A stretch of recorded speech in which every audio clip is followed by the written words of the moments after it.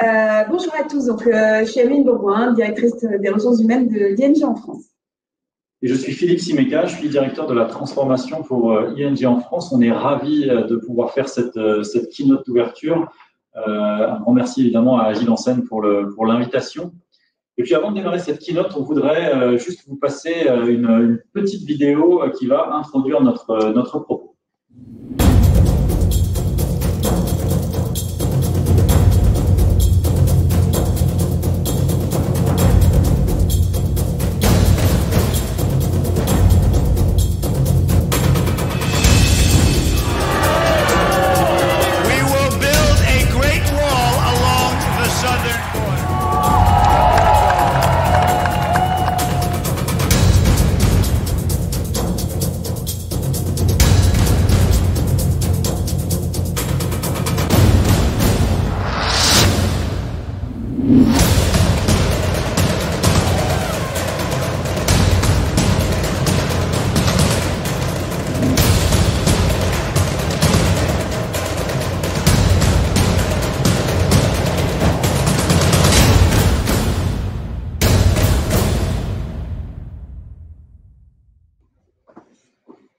Nous aimerions pouvoir prévoir l'avenir, mais comme le montre cette vidéo, une seule chose est sûre aujourd'hui, c'est que tout change. Darwin disait « L'organisme qui survivra n'est ni le plus fort, ni le plus intelligent, mais celui qui saura s'adapter. » Et je souhaite ajouter à cela d'ailleurs celui qui saura s'adapter en comprenant l'impact qu'il doit avoir et le sens qu'il veut y mettre. Ceux qui essaient de bâtir aujourd'hui leur entreprise sur des prédictions vont échouer, on en est persuadé. Notre conviction, c'est que le purpose est un élément clé du futur du travail et que, outre les méthodes et les outils qu'il nous apporte, l'agile est un moyen de donner du sens au travail et de rendre les collaborateurs acteurs de la stratégie. C'est pourquoi d'ailleurs, il nous paraissait essentiel d'être là tous les deux aujourd'hui pour cette introduction. Donc Philippe, directeur de la transformation, qui s'assure que l'organisation aura les moyens de se transformer, et moi-même, directrice des ressources humaines, qui m'assure que nos collaborateurs auront les compétences et les capacités d'accompagner cette transformation. La crise actuelle est un accélérateur pour certains, un révélateur pour d'autres, du fait que les entreprises doivent désormais poursuivre des finalités non seulement économiques, mais également sociales et écologiques, environnementales. Le sens est désormais une licence to operate, une condition sine qua non à la poursuite de toute activité. Un mouvement puissant est en marche, le développement des entreprises à mission. D'ailleurs, vous l'avez peut-être noté, Danone, avant l'été 2020, donc, a été la première entreprise du CAC 40 à devenir une entreprise à mission et la première multinationale cotée dans le monde à être une benefit corporation. Et c'est cette transformation dans les actes qui générera pour ces entreprises une prospérité sans équivalent. Ainsi, il y a un an, les 181 PDG des plus grandes multinationales américaines, d'Apple jusqu'à Walmart, ont signé une déclaration sur la raison d'être de l'entreprise avec 5 piliers. Investir dans les salaires et les salariés, enchanter les clients, bien traiter les fournisseurs, soutenir les communautés locales et servir les actionnaires. Chez ING, notre réponse a été de faire de l'agile un élément de notre ADN, de notre culture d'entreprise. L'agile n'est pas une recette magique trustée par des consultants qui veulent vous vendre des honoraires. Non, loin de là. C'est un véritable changement de déployer sur le long terme et à intégrer à sa culture. C'est non seulement une réponse au contexte, mais aussi un moyen de construire le futur du travail. Pour réussir dans cette transformation et s'inscrire dans le futur du travail durable, pouvant faire face à l'évolution de notre monde, nous sommes convaincus que l'agile, au-delà de ses pratiques et de ses méthodes de travail, est un enjeu et un véritable avantage concurrentiel. En effet, l'agilité permet d'autonomiser les équipes et donc de changer l'organisation d'une structure pyramidale à une structure plus horizontale, plus souple, plus facile dans sa prise de décision, qui se fonde sur des principes d'empowerment des équipes, de collaboration et de confiance. Vous demandez sans doute quel est le lien entre l'agilité et le future of work. Il s'agit tout simplement de donner du sens. Donner du sens au rôle de l'entreprise et donner du sens au travail de chacun. Chez ING, l'agilité a été un moyen de faire vivre notre purpose, qui est donner à nos clients les moyens de garder une longueur d'avance dans leur vie personnelle et dans leur vie professionnelle. Ce purpose nous permet d'innover pour plus d'impact positif, notamment via notre activité de banque de financement et d'investissement. En effet, pour beaucoup de nos clients, la transition vers une activité durable nécessite un soutien financier. Ces clients nous contactent pour avoir des conseils d'investissement ou sur des nouveaux modèles économiques, mais aussi pour trouver des solutions financières. Les pratiques de développement durable sont passées de projets à forte réduction des coûts vers des stratégies tangibles génératrices de revenus. Récemment, nous avons par exemple soutenu le groupe Orange en France en leur accordant un prêt de 500 millions d'euros destiné à financer des actions environnementales et sociales du groupe. Ce n'est évidemment pas parfait et effectivement, nous faisons au mieux pour soutenir la décarbonisation de la société. Mais c'est un process d'amélioration continue. Vous comprenez ce que je veux dire? Notre purpose s'applique aussi à nos collaborateurs. Vous entendez souvent parler de la symétrie des intentions. Pour nous, c'est une réalité puisque nos salariés sont nos clients et nos clients peuvent devenir nos salariés ou le sont déjà. Donc, c'est pourquoi chacun doit comprendre l'impact de sa performance et doit être en mesure aussi de proposer, d'initier, de tester, d'entreprendre au sein de l'entreprise. C'est vraiment essentiel pour nous. Et donc, c'est pourquoi notre organisation agile est une réponse à la mise en œuvre de cette stratégie. Il est donc essentiel de pouvoir développer nos collaborateurs, responsabiliser les équipes et leur permettre d'être plus autonomes, plus décisionnaires. Et les résultats sont très tangibles. En effet, depuis la mise en place de notre organisation agile, nous sortons 6 fois plus de nouveautés ou de nouvelles offres. Donc, les mises en prod sont 6 fois plus importantes. En effet, avant le déploiement de cette organisation agile, on sortait 2 à 3 nouveautés par an. Et maintenant, on en sort 12. Donc, c'est 6 fois plus.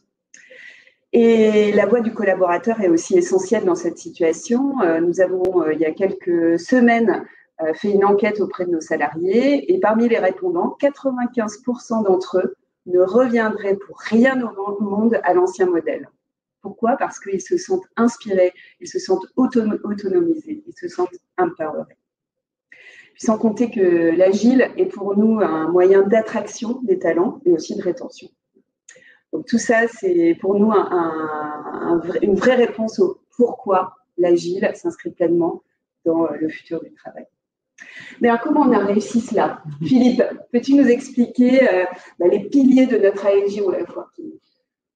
Merci Emeline. Donc, je vais en effet essayer de partager avec vous déjà qu'est-ce que c'est que le ING Way of Working, comment ça s'est traduit dans la vie quotidienne, et puis aussi comment on l'a fait, puisque l'agile chez ING, c'est un voyage qui a commencé en 2012.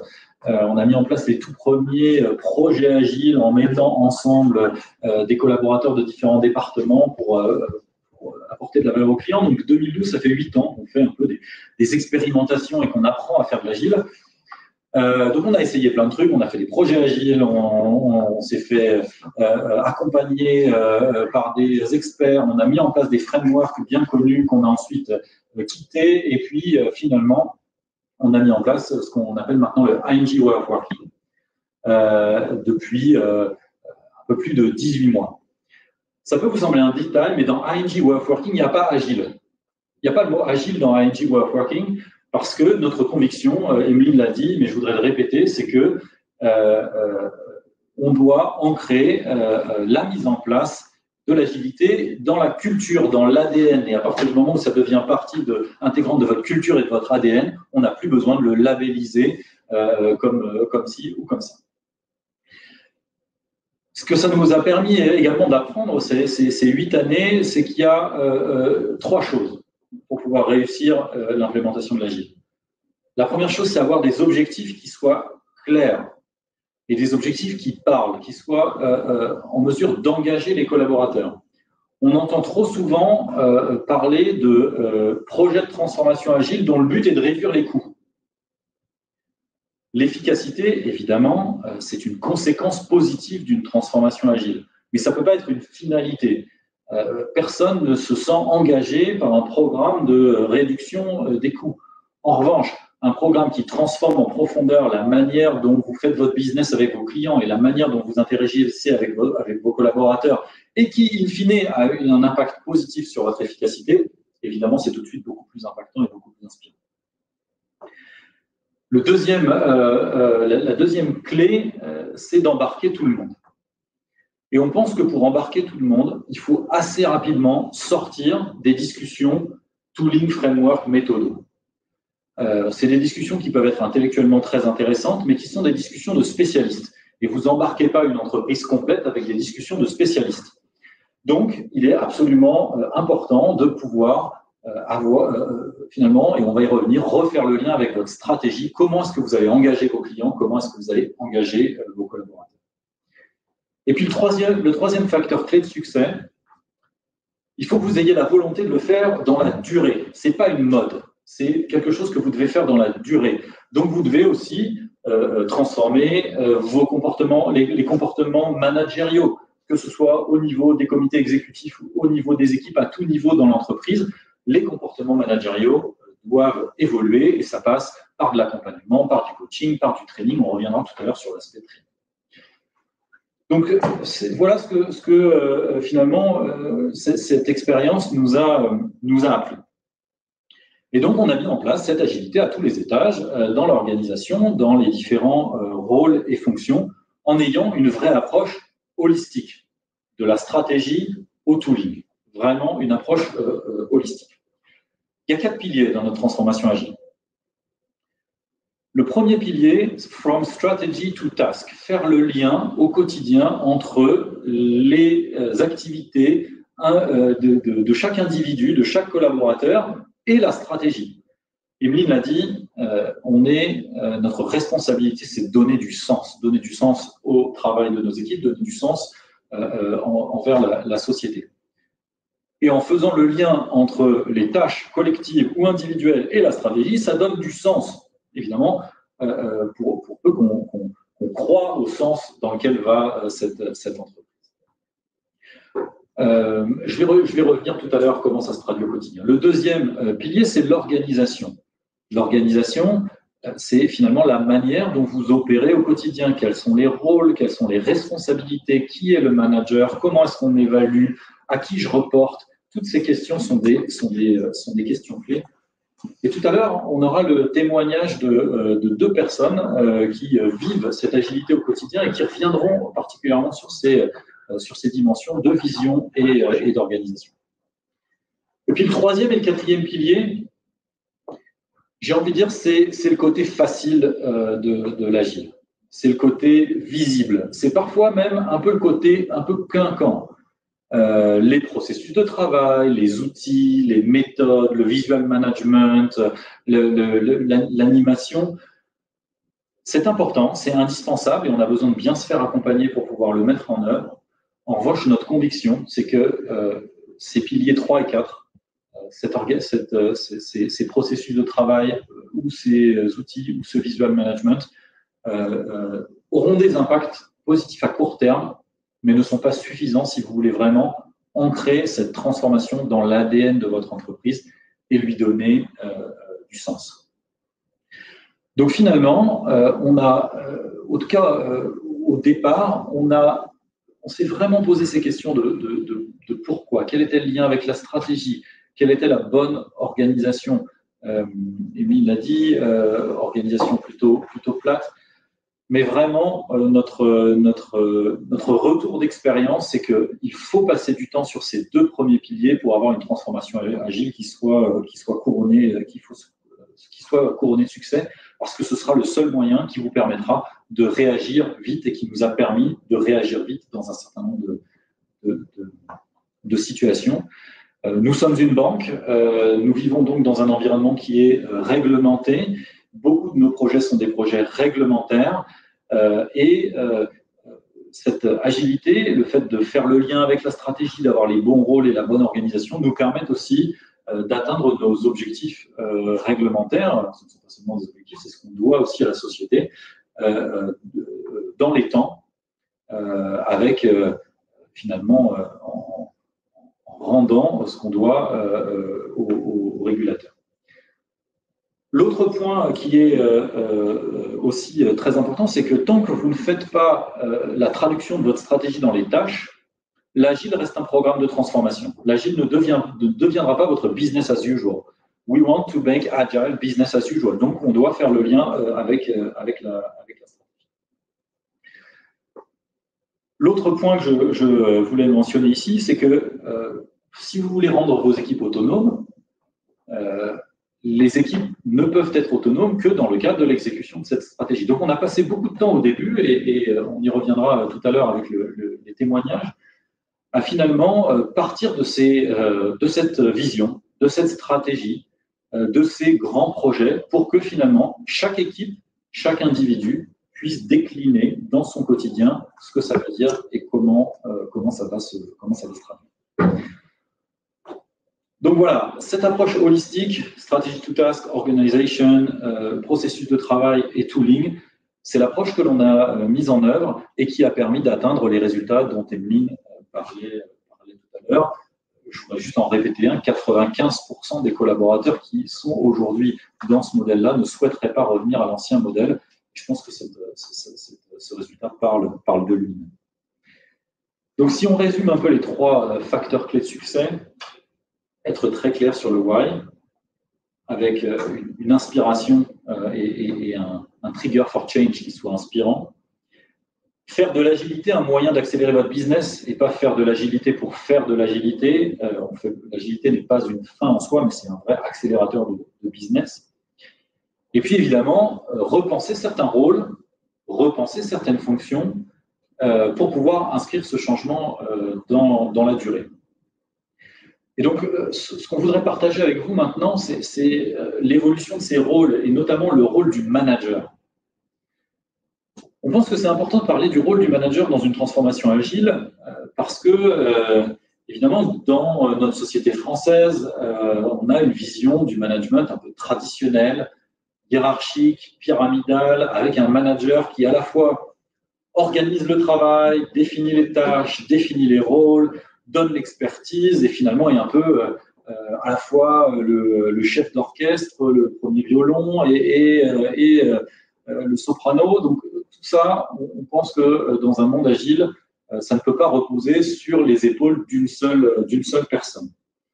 Donc c'est un changement de paradigme profond et pour nous, en tout cas, ça a été un vrai changement de culture et ça a été avec un accompagnement RH très, très fort pour pouvoir définir quel est le rôle du manager pour pouvoir délivrer cette valeur au client.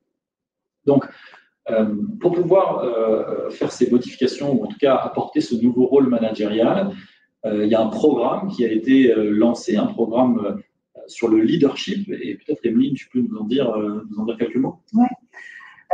En fait, on a vraiment été là pour accompagner nos managers pour devenir des leaders. Et comme vous le savez, on n'est pas leader, on le devient. Et on le devient en travaillant sur des soft skills, notamment sur sa capacité à faire confiance à ses équipes, bien déléguer, à être présent pour développer ses collaborateurs et non pas pour son propre développement de pouvoir. Donc cette démarche, pour nous, c'est aussi un processus d'accompagnement de l'entreprise et l'entreprise a joué un rôle crucial chez ING depuis 3 ans à travers un programme qui s'adresse aux 5000 managers ou leaders actuels ou futurs leaders de l'entreprise. Donc ce programme s'appelle Think Forward Leadership Experience qui se divise en 2 phases. Donc la première partie qui dure 4 jours repose sur la conscience de soi, la conscience de ses valeurs et ambitionne que chaque leader va développer ses objectifs individuels de leadership et son individual purpose. L'objectif de cette introspection est finalement de mettre l'accent sur les objectifs de leadership que chaque leader va s'engager à tenir. Dans quel but? Tout simplement pour faire en sorte que la collaboration dans son équipe soit renforcée. La seconde phase s'appuie quant à elle sur l'identification des actions, des déclencheurs, des habitudes de leadership qui aideront à garantir une performance saine et durable. C'est un véritable moteur qui nous permet de délivrer notre stratégie. D'ailleurs, notre Head of Talent and Learning, Leslie Wilkinson, affirmait que ce programme a permis une transformation individuelle de nos leaders et abouti à un changement collectif de notre manière de travailler.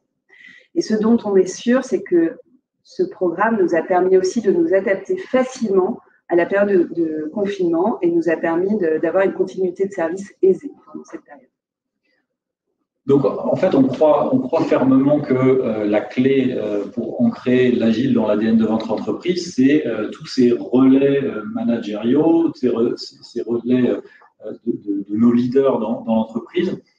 Et donc, finalement, les rôles aussi évoluent. On a dit, donc, j'ai parlé tout à l'heure de Tribe Lead, donc évidemment, Tribe and Squad, c'est un modèle que probablement la plupart d'entre vous connaissez. C'est le modèle organisationnel que ING a choisi pour son organisation. Donc là, en effet, le Tribe Lead est là pour donner la vision. Donc son rôle, c'est donner la vision et engager son équipe. Et puis, il y a d'autres rôles, le rôle du Chapter Lead qui est là pour développer l'expertise. Donc on pense et on est convaincu que c'est via le développement de l'expertise qu'on apportera plus de valeur aux clients. Et si on reprend les premiers principes du manifeste agile, on valorise plus les individus et les interactions que les process et les outils. Et donc, on est clairement dans la traduction opérationnelle de ce principe-là en ayant un manager. Donc, il faut toujours un manager, il faut quelqu'un qui soit un manager, le hiérarchique. C'est celui qui est là pour développer l'expertise. Là où le product owner est celui qui va déterminer ce qui doit être fait, les tâches qui doivent être faites, dans quel ordre, quelle est la priorité. Et donc finalement, le Tribe Lead, le PO, le Chapter Lead ont chacun un rôle bien clair qui permet à chaque collaborateur dans la tribe, dans l'organisation, dans les fonctions de support, de sentir qu'il apporte du sens. Un point important aussi, c'est qu'il a fallu repenser la manière dont on évalue les collaborateurs. Là où dans un modèle traditionnel, le manager, celui qui s'occupe du why, du how et du what, évalue le collaborateur sur la base de son propre feedback et de sa propre observation, dans le modèle que nous avons mis en place, c'est finalement un groupe d'acteurs, le PO, le Chapter Lead et le coach agile, qui chacun dans leur rôle sont capables de construire un feedback pour permettre aux collaborateurs de se développer, puisque le but d'une évaluation, c'est de faire en sorte que le collaborateur puisse se développer. Donc, dans ce nouveau modèle organisationnel, évidemment, il y a des rôles managériaux, mais il y a aussi des rôles d'accompagnement, et notamment le rôle du coach agile. Et donc, je voudrais peut-être juste partager l'expérience que l'on a sur ce rôle de coach agile. Pour pouvoir faire en sorte que votre transformation agile, que notre transformation agile s'ancre dans la durée, ça nécessite de l'accompagnement et de la facilitation. Mais ça nécessite de l'accompagnement et de la facilitation de la part de personnes qui nous connaissent, c'est-à-dire des employés de l'entreprise. Quand on a commencé cette dernière vague de transformation agile, il y a 18-24 mois, on avait composé une équipe de coachs agiles qui était faite pour 2 tiers de coachs externes et pour 1 tiers d'employés d'ING. L'avantage de faire appel à des coachs externes, c'est qu'en termes de méthodo, d'outils, de tooling, là évidemment, vous avez une expérience qui est vécue, qui est immédiatement disponible. Ce qu'on a constaté malgré tout, c'était qu'on avait du mal à traduire cela dans les vrais comportements quotidiens, dans l'ADN et dans la culture. Donc le choix qu'on a fait, c'est d'avoir une équipe de coachs agiles qui est maintenant composée très majoritairement de coachs internes, qui sont nos collaborateurs, les collaborateurs d'ING, et qui donc s'inscrivent dans la durée avec nous, qui ont cette connaissance de l'entreprise, qui ont fait plein de choses différentes avant et qui ont appris l'agilité pour pouvoir accompagner les équipes.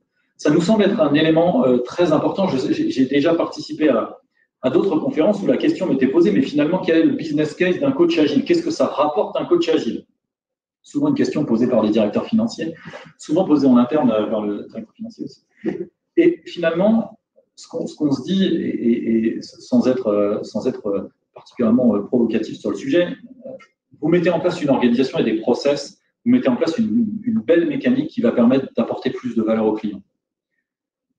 Si vous ne mettez pas d'huile dans les rouages de cette mécanique, au bout d'un moment, ces beaux efforts finalement et cette belle dynamique va s'arrêter. Donc il est vraiment important d'investir sur ces fonctions clés, d'investir sur les managers, d'investir sur les PO par les product owners, par du training, et d'investir sur les coachs agiles en faisant une équipe qui soit interne et qui s'inscrit dans la durée. En tout cas, c'est notre expérience au-delà d'être notre conviction. Donc, c'est vraiment un shift majeur du modèle, on va dire, traditionnel d'organisation. Voilà ce que je voulais vous dire sur les conséquences de l'agilité sur les rôles, et notamment les rôles du manager. Donc, pour rendre tout ça encore plus concret et tangible, donc on va accueillir deux personnes. Donc Marion Moily, qui est coach agile chez ING, et Christelle Auberlin, qui est donc Tribe Lead sur les métiers du financement chez ING en France. Donc on va vous poser quelques questions. Marion, on va commencer ensemble. Est-ce que tu peux finalement nous expliquer en quelques mots ce que l'agilité a finalement changé dans ton quotidien? Alors moi, ça fait 13 ans que je suis chez ING et je viens de la relation client. Je suis passée à l'agile au moment où on a déployé notre modèle et j'y ai apporté mon expérience du client, la voix du client et cette très bonne connaissance à la fois de la culture mais aussi de l'organisation d'ING, ce qui m'a permis d'être beaucoup plus efficace au quotidien et d'expliquer à l'organisation et aux équipes avec lesquelles je travaille comment est-ce qu'on traduit la stratégie d'ING vers des tâches et une réalité au quotidien. Ça m'a aussi permis de construire avec les équipes un vrai projet d'organisation, un vrai projet de tribe et de fixer des objectifs qui soient cohérents avec la stratégie, mais aussi cohérents avec le quotidien des équipes et qui s'adaptent au quotidien des équipes pour leur donner les moyens de réaliser ces objectifs et d'atteindre des ambitions importantes. Merci. Et toi, Christelle, de ton côté, est-ce que tu peux nous dire comment l'agile est arrivé dans ton expérience professionnelle? Est-ce que ça a changé un peu pour toi? Alors moi, ce qui est un petit peu particulier, c'est que j'ai découvert l'agilité en même temps que le monde du particulier. J'avais travaillé précédemment chez ING, côté wholesale banking, les grandes entreprises, donc j'ai découvert le particulier et l'agilité en même temps. Ce que je constate en tout cas très clairement, c'est qu'à partir d'un style de management qui était quand même déjà plutôt participatif, bon, ça n'a pas changé, mais très clairement, ça va beaucoup plus loin aujourd'hui. C'est-à-dire que les équipes sont clairement très, très autonomes, elles sont demandeuses et elles savent bien le faire. Donc, c'est vrai qu'aujourd'hui, c'est encore plus axé là-dessus. Et par autonomie, j'entends le fait qu'à partir d'une vision qu'on travaille et qu'on partage ensemble, c'est vraiment le PO derrière qui va définir comment y arriver, comment faire en sorte que ça se passe. Et donc, du coup, en tant que Tribe Lead, tu as en effet découvert l'agilité, un nouveau métier et finalement un nouveau business, un peu tout ça ensemble. Est-ce que tu peux nous dire finalement comment tu animes ton équipe avec cette agilité? Comment est-ce que tu t'es organisé? Comment est-ce que tout ça fonctionne? Alors déjà, pour un petit point organisation, donc en gros, dans ma tribe, au lending, le financement, il y a 5 squads. Donc moi, en direct, je manage 8 personnes. Je manage les PO et les CJE, Customer Journey Experts. En revanche, si on regarde la value chain globale, c'est-à-dire non seulement la tribe, mais aussi les opérations, aussi le call center, c'est plus de 100 personnes en fait qui travaillent dans toute cette value chain et dont à l'arrivée, je suis comptable des résultats puisque tout ça fonctionne ensemble. Pour répondre à ta question, prendre un exemple, en début d'année, on a passé pas mal de temps avec Marion à travailler sur justement comment décliner cette vision que moi j'apporte à partir de mes discussions avec le management sur les objectifs landing, à partir de mes discussions avec les équipes. Comment on fait en sorte que cette vision soit partagée et diffusée dans toute l'organisation. Donc, c'est là, en fait, qu'on a demandé au PO, à chaque PO, à l'intérieur de sa squad, en discutant avec son équipe, de décliner cette vision-là et de voir ce que ça voulait dire pour son équipe. Donc, chaque PO a travaillé sur le sujet, est revenu avec des propositions, on a discuté, on a échangé, on les a challengés. Tout ça pour à l'arrivée définir des objectifs qui allaient nous permettre d'atteindre les OKR. Et donc, voilà, arriver à faire en sorte que chacun, dans son quotidien, avec ce qu'il fait et les projets qu'il porte, soit rattaché à la vision globale qu'on a partagée et sur laquelle on a longuement échangé en début d'année. Donc moi, clairement, c'est quelque chose qui me convient bien. Enfin, je trouve que j'aime bien. Et au-delà du fait que j'aime bien, je pense surtout que c'est efficace. C'est-à-dire que tu le disais tout à l'heure, c'est pas une fin en soi, l'agilité. Je pense surtout que, en tout cas, de ce que j'en ai vu, pour nous, c'est plutôt une organisation efficace au service de nos objectifs ambitieux et une bonne façon, je pense, de fédérer et de motiver les équipes parce que c'est quand même plutôt un projet enthousiasmant. Merci, Christine. Marion, dis-moi, du business au coaching agile, comment tu vois ton rôle aujourd'hui? Alors déjà, moi aujourd'hui, j'accompagne les équipes au quotidien, à la fois les management teams avec qui il y a une vraie relation de confiance qui s'est créée, et ça c'est super, je te remercie d'ailleurs Christelle pour ça, mais aussi avec les équipes. Les équipes, on a traduit le modèle dans une réalité au quotidien, mais il y a parfois il y a des difficultés, ils vont rencontrer des difficultés, il y a des nouveautés qui vont arriver, et on va leur donner les moyens de s'adapter au quotidien, de trouver les moyens de progresser et de lever ces difficultés et encore une fois de traduire cette stratégie dans leur réalité et dans des tâches au jour le jour. Je suis aussi là pour m'assurer que le modèle évolue et s'adapte à l'organisation, mais aussi aux collaborateurs. Et ça, c'est extrêmement important pour qu'ils soient partie prenante dans l'adaptation du modèle et dans l'évolution de notre modèle. Une petite question pour toutes les deux. Quel serait votre conseil à donner aux entreprises qui veulent réussir leur transformation agile? Moi, je dirais de passer pas mal de temps à travailler, à bien embarquer tout le monde pour que chacun comprenne ce que vous disiez tout à l'heure, hein, pourquoi on fait ça et quel rôle on va avoir à jouer dans cette partition globale. Parce que je ne pense pas non plus que ce soit magique. Enfin, il ne suffit pas d'appliquer cette recette pour que tout fonctionne parfaitement du jour au lendemain. Donc, on va y trouver ce qu'on y apporte aussi. Donc, je pense que c'est important que chacun, justement, ait envie d'y aller et comprenne bien le sens de tout ça. Moi, ce que je dirais, c'est que c'est un chemin qui est assez long et qu'il ne faut pas hésiter à essayer, à expérimenter, à apprendre de ses erreurs, à continuer d'évoluer pour pouvoir faire en sorte que et les clients, et les collaborateurs, et l'organisation puissent s'améliorer. Et surtout, la structure, comme tu le disais tout à l'heure, Philippe, c'est important. On y accorde souvent beaucoup d'importance, mais ce qui est aussi important, c'est le savoir-être agile. Et pour nous, c'est notre prochaine priorité. Comment est-ce qu'on fait pour encore plus accompagner l'organisation à devenir agile plutôt qu'à faire de l'agilité? Merci beaucoup pour ces témoignages. Donc, on voulait donner un petit peu de concret dans cette transformation agile et ses nouveaux rôles. Je te laisse. Merci beaucoup Marion et Christelle pour votre témoignage extrêmement riche et merci Philippe pour les quelques facteurs de succès que tu as pu nous présenter. Donc finalement, ce que j'en retiens, c'est que l'agilité, c'est pas vraiment une mode, c'est pas seulement une méthodologie qui s'applique à des projets IT. En fait, l'agilité, c'est un moyen pour nous de transformer les comportements et les pratiques en profondeur. L'agilité impacte la manière dont on construit la stratégie afin d'ancrer durablement l'entreprise dans le futur. Elle permet de trouver du sens et de comprendre l'impact que chacun peut avoir dans et hors de l'entreprise. Thierry Sibiod, professeur à l'ESSEC, disait il y a quelques jours « Nous sommes une partie du problème, mais nous sommes aussi une partie de la solution. » Et c'est pour ça, d'ailleurs, que nous avons choisi en début d'année, en partenariat avec Capgemini Invent et l'AmCham, de coécrire un livre sur le futur du travail, comme vous pouvez voir ce livre blanc. Dans ce livre blanc, il y a un chapitre dédié à l'agilité, puisque, comme vous l'avez compris pour nous, c'est un moyen essentiel de s'inscrire durablement dans le futur. Et ce livre a vraiment pour objectif d'éclairer et de rendre possible nos futurs d'entreprise.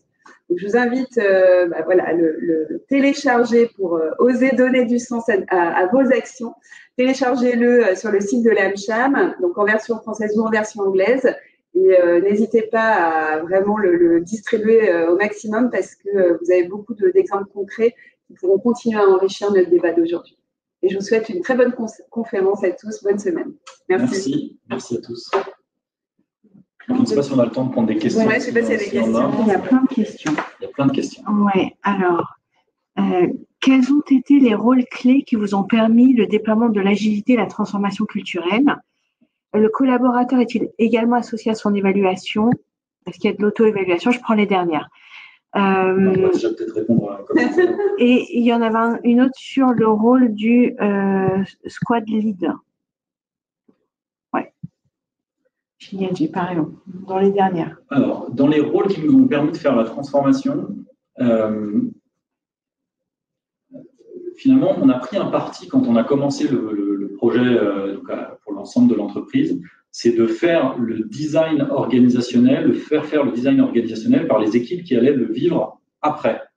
Donc, on a créé une design team d'une 35 personnes. Pour se rendre compte, on parlait ici d'une transformation qui allait toucher à peu près entre 4 et 500 personnes, qui est la taille de notre business retail, plus les fonctions de support associées. Donc, on avait fait le choix de donner les clés à une design team. Et cette design team, elle était finalement composée de collaboratrices et collaborateurs de l'entreprise hors rôle agile, puisqu'on avait des managers, des non-managers, côté tech, côté business, côté opération, côté risque, un peu, évidemment beaucoup côté RH.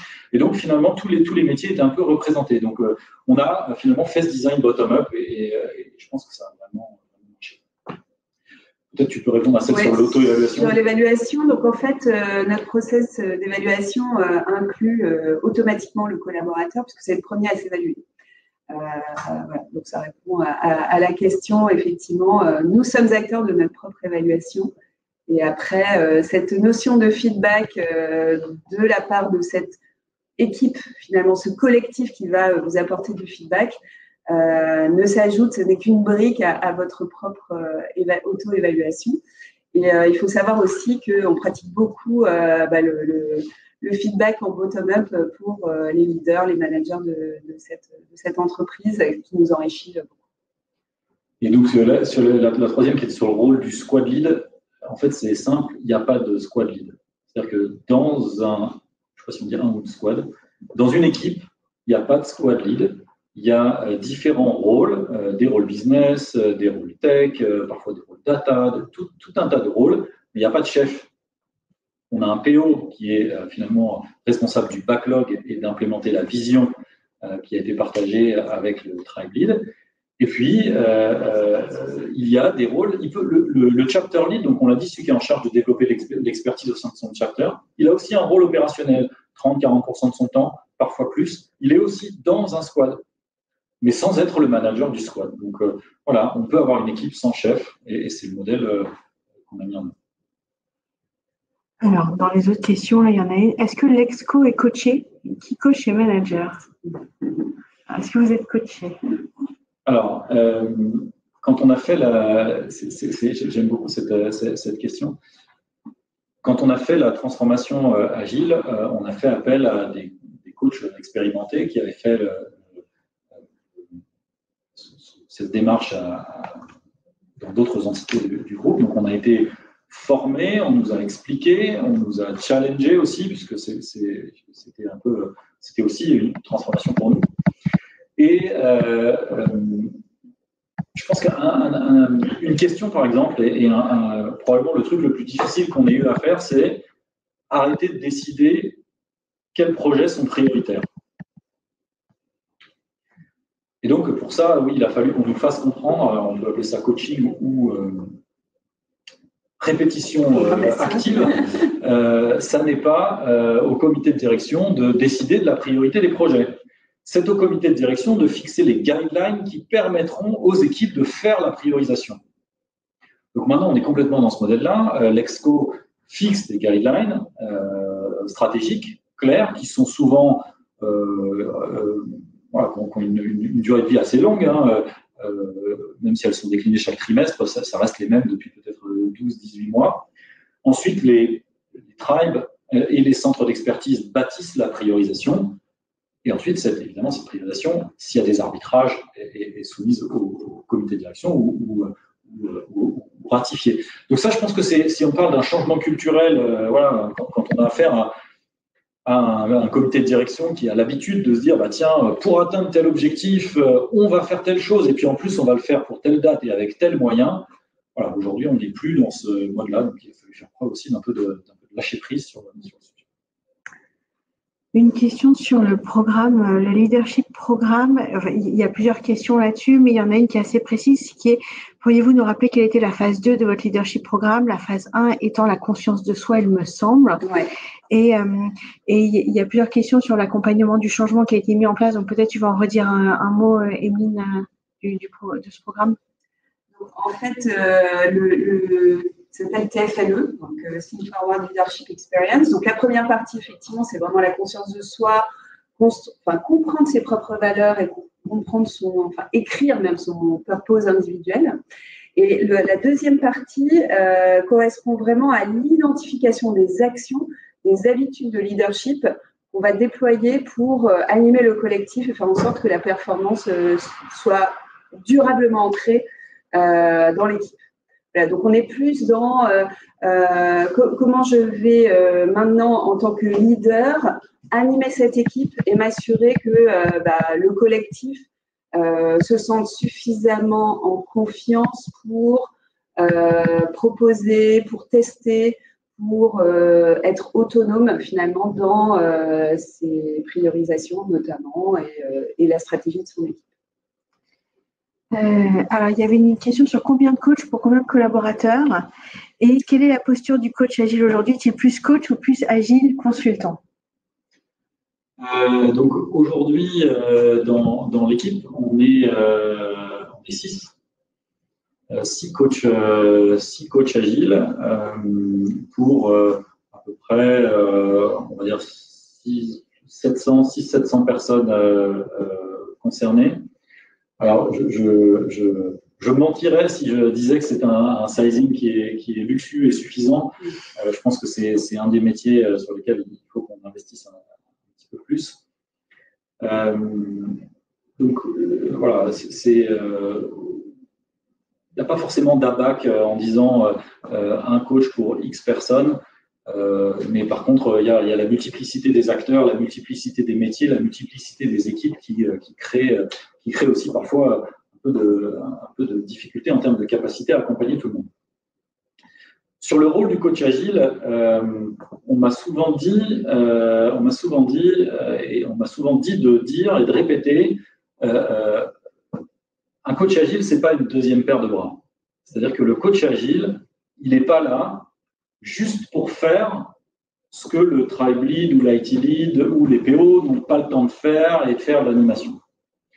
C'est pas ça. Donc, on a besoin, et je dirais que le rôle du coach agile, il évolue en fonction de la maturité et de la transformation de l'organisation. On a besoin au début de coachs agiles qui vont avoir un drive très fort pour mettre en place l'organisation, qui vont dire oui, notre expérience ou notre expérience dans le groupe, c'est qu'un design qui fonctionne, c'est comme ça, etc. Et puis, quand on va dire les fondamentaux sont en place, on va vraiment être dans l'accompagnement, dans le challenge, dans le feedback, dans l'aide à résoudre les impediments. Mais en tout cas, jamais on doit avoir un coach agile qui se retrouve dans une posture d'être là juste pour résoudre les problèmes que les autres n'ont pas le temps de résoudre. Je ne dis pas que ça se produit jamais, il faut aussi être pragmatique, il y a des fois où voilà, on doit le faire. Et un élément aussi important qui fait aussi souvent débat, mais que c'est une conviction que j'ai assez fortement inscrite, c'est que les coachs agiles doivent être inscrits dans la réussite du business des différents périmètres qu'ils coachent.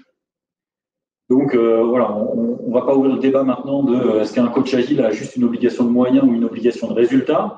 Moi, je pense que le coach agile doit être associé sous une forme ou sous une autre aussi au résultat et pas juste être là pour donner les moyens. Une question qui est en lien, et ce sera la dernière parce qu'il nous reste moins d'1 minute. En créant un pôle de coach agile à majorité interne, ne perdez-vous pas le bénéfice du challenge du statu quo, de l'ouverture et de l'autocritique? Le risque à moyen terme est d'être dans un cloisonnement négatif perçu positivement de l'intérieur. C'est une excellente question et c'est clairement un risque. Donc en fait, la manière dont nous on amoindrit ce risque, c'est que ING en France fait partie d'un groupe. Donc ING dans le monde, tout le monde travaille avec cette ING Way of Working. Et donc il y a des communautés de coachs. Donc on fait partie d'une communauté, notre communauté métier, dans laquelle il y a probablement, je dirais, une soixantaine ou peut-être 80 coachs agiles d'autres pays ING. Et donc, c'est comme ça qu'on se challenge, parce qu'il y a des pays qui sont soit plus gros que nous, soit plus matures, soit c'est nous qui apportons notre expérience sur un point particulier. Donc, en fait, on se challenge dans cette communauté au sein d'ING par des pratiques, des projets. Et cette communauté de coachs a aussi ses propres objectifs and key results qui doivent se traduire dans les différents pans de l'agilité. Voilà notre manière de nous challenger.